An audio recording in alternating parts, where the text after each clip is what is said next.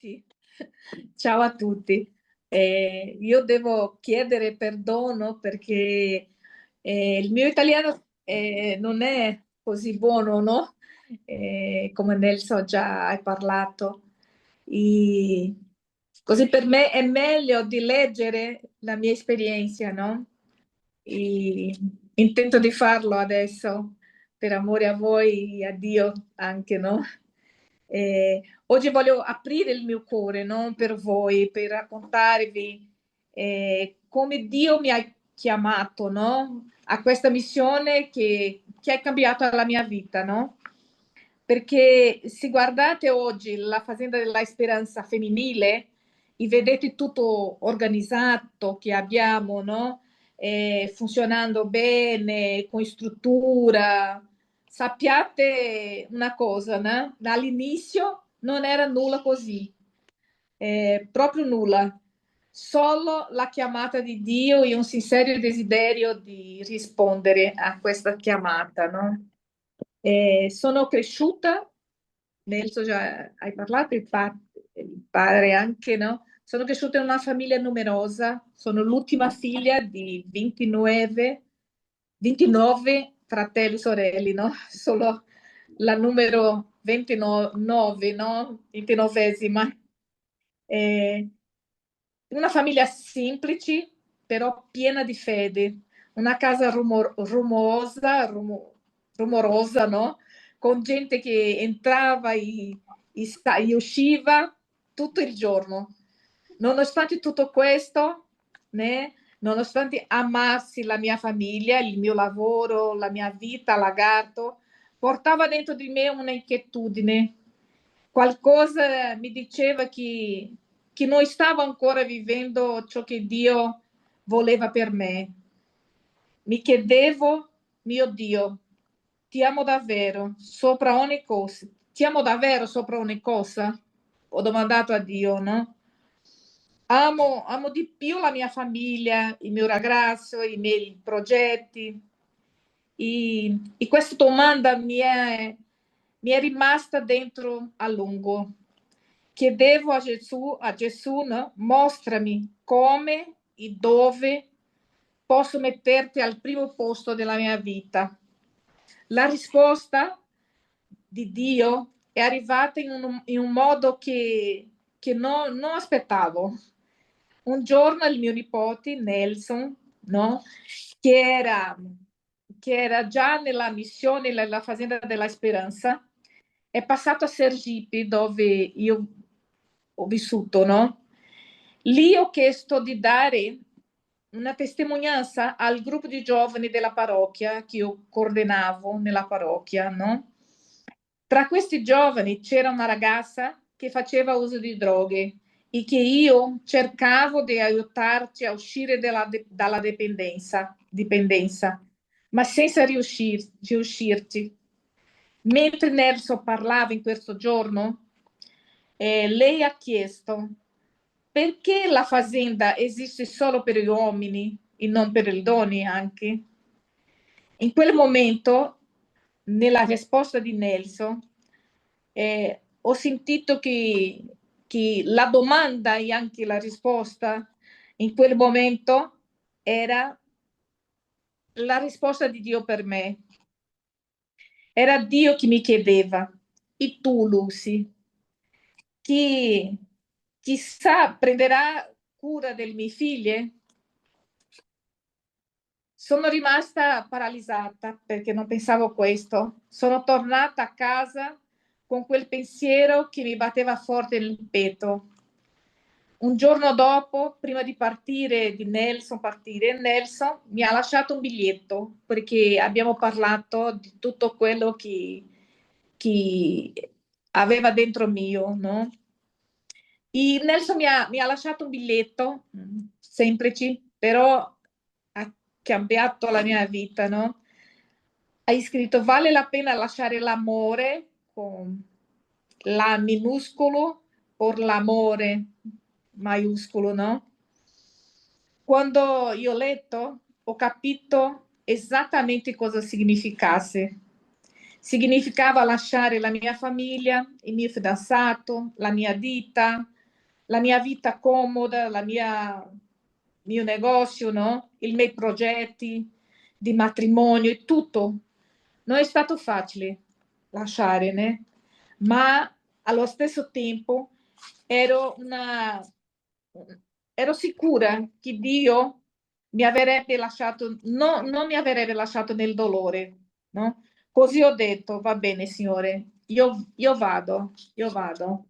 Nell'ottobre del 1988 lasciai la mia città, affidai la mia attività alla mia sorella, salutai alla mia famiglia con il cuore spezzato.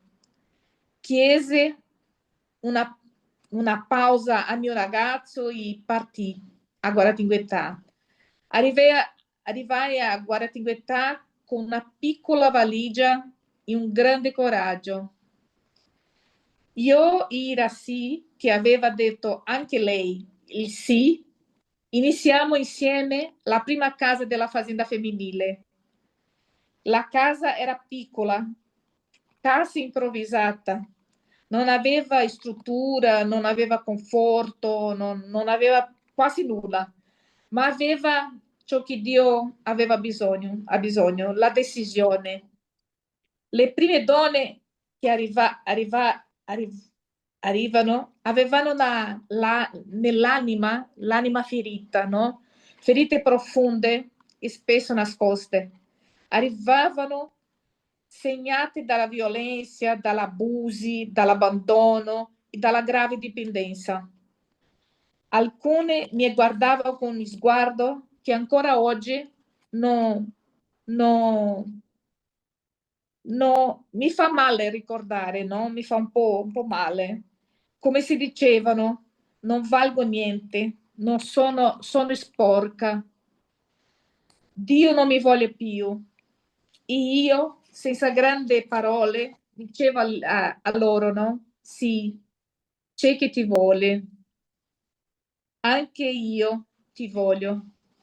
Perché l'amore che guarisce non è l'amore delle parole, è l'amore concreto, l'amore di tutti i giorni, l'amore che abbraccia, e che ascolta e che insiste. Con il tempo ho iniziato a percepire un dolore molto particolare nelle donne. Portavano con sé colpe che non erano loro, no? Portavano traumi che facevano credere che non aveva più speranza, di non meritare il perdono, di non meritare l'amore. E per completare il quadro, molti erano madri. E lì il cuore di una madre non si separa dai figli. All'inizio accoglievamo solo le donne incinte, perché separare una madre dal figlio piccolo è quasi una violenza, no? Ma poi mi sono reso conto che molte donne abbandonavano la cura alla metà perché erano disperate lontano dai propri figli. E noi pensavamo, mio Dio, come può una madre riuscire a riprendersi se il tuo cuore è rimasto là fuori? Come faceva loro per rimanere nella recuperazione? È stato allora che, che abbiamo deciso di cambiare tutto. Abbiamo deciso che le madri potevano portare i figli e vivere con loro nella fazenda della speranza. E questo ha cambiato tutte le strutture. La loro guarigione ha fatto un balzo in avanti, perché l'amore che provavano per i figli si è trasformato in forza. Hanno imparato a essere madre nella speranza. I bambini sono cresciuti in un luogo sicuro, in un luogo d'amore, in un luogo dove la vita ricomincia. La missione non è mai stata facile, ma è sempre stata piena di speranza di Dio. Che ci sono stati giorni molto difficili. Ci sono stati momenti in cui ho pianto, chiedono forse. Ci sono stati momenti di crisi, di paura, di incertezza, ma succedeva sempre qualcosa che mi diceva: continua Lucy, è qui che ti voglio. Durante la pandemia, per esempio, quando tutti dicevano restare a casa, guardavano quelle donne che vivevano per strada e pensavo: e chi ci sono e chi non sono a una casa? Abbiamo aperto le porte, sono arrivate donne incinte, donne distrutte, anime che nessuno voleva. In quel mese sono nati 10 bambini nella fazenda femminile, 10 vite che forse non sarebbero, che se non avessero chiuso se noi avessimo chiuso il nostro cuore, le nostre case. E lì ho visto di nuovo: Dio non abbandona nessuno. L'opera è sua. Noi siamo solo strumenti.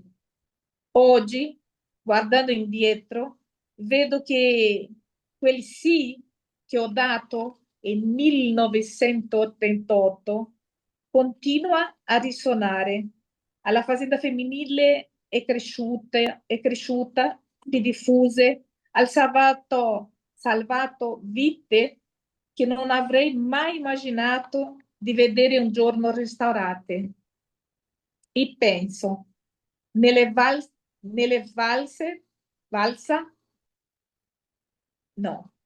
Io penso sempre, hai valuto la pena, no? Vederne, nelle vite vale la pena ogni lacrima che abbiamo pianto, no? Ogni lacrima, ogni notte difficile, perché l'amore di Dio non lascia nulla senza risposta.